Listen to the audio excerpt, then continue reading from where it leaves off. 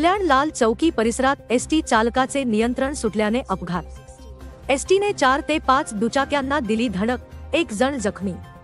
कल्याणहून भिवंडीच्या दिशेने जाणाऱ्या राज्य परिवहन मंडळाच्या एसटी बसने लाल चौकी परिसरात 4 दुचाकींना धडक दिल्याची घटना शुक्रवारी दुपारच्या सुमारास घडली।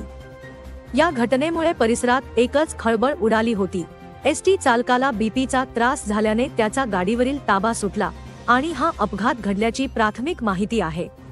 4 दुचाक्यांचे नुकसान झाले असून 1 जण या अपघातात जखमी झाला आहे। जखमीवर रुग्णालयात उपचार सुरू आहेत। या ठिकाणी गाडी पार्क करून मेडिकलमध्ये औषध घेत होतो आणि 2 मिनिटात माझ्या गाडी एकदम मोठ्याने आवाज आला। मी बाहेर बघतो तर माझी गाडी लाईनच्या 4 गाड्या एकदम हे गेल्या। ड्रायव्हर बोलतो माझं बीपी लो झाला का शुगर लो झाली म्हणून माझं कंट्रोल गाडीवरून सुटलं बा असं। मग एसटी महामंडळाने यांचं मेडिकल फिटनेस कसं काय करतात हे समजत नाही ना साहेब। मेडिकल फिटनेस झालं पाहिजे यांचं। आता ती कंडक्टर बाई बोलते की त्याचं शुगर लो झाली म्हणून त्याला चक्कर आली, पण आता आमच्या गाड्यांचं नुकसान झालं याचं काय करणार? नुकसान झालं माझ्या समोर तर 4 गाड्या इथं आहेत। तो म्हातारा पुढे एक ओल्डेज होता, तो गाडी चालवत होता, त्याला मागून एसटीने ठोकलं।